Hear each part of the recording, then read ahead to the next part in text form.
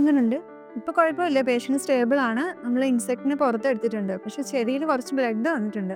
അതിന്റെ കൂടെ ഇയർ ഡ്രമ്മിൽ ഒരു ചെറിയ ഹോളും വീണിട്ടുണ്ട്. ഇങ്ങനെ സംഭവിക്കാതിരിക്കാൻ വേണ്ടി നമുക്ക് കുറച്ച് കാര്യങ്ങൾ വീട്ടിൽ ചെയ്യാൻ സാധിക്കും. അതായത് നമ്മുടെ വീട്ടിൽ ഉറങ്ങിക്കിടക്കുമ്പോൾ അല്ലെങ്കിൽ ഡേ ടൈമിൽ തന്നെ നമ്മുടെ ചെവിയിൽ എന്തെങ്കിലും ഇൻസെക്ട് കയറി തോന്നുവാണെങ്കിൽ നമ്മൾ ചൂടുമല്ല തണുപ്പുമല്ല നോർമൽ ടെമ്പറേച്ചറിലുള്ള വെള്ളം നമ്മൾ ചെവിയിൽ ഒഴിക്കണം.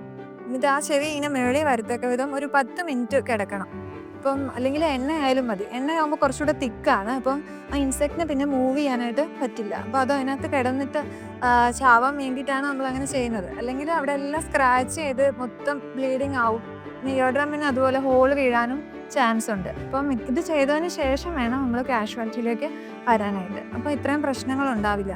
യൂഷ്വലി ഇങ്ങനെ ഉണ്ടാകുന്ന ഹോള് 1 മന്തിനുള്ളിൽ തന്നെ അടയാറുണ്ട്. പക്ഷേ അടഞ്ഞില്ലെങ്കിൽ പിന്നെ ഓപ്പറേഷൻ ഒക്കെ ചെയ്യേണ്ടി വരും. അപ്പോൾ ചെവിയിൽ വെള്ളം കയറാൻ നോക്കണം. ഒരു 1 മന്ത്. പിന്നെ എന്തെങ്കിലും പനി ചുമ വരുവാണെങ്കിലും വന്ന് കാണിക്കണം. ഓക്കെ.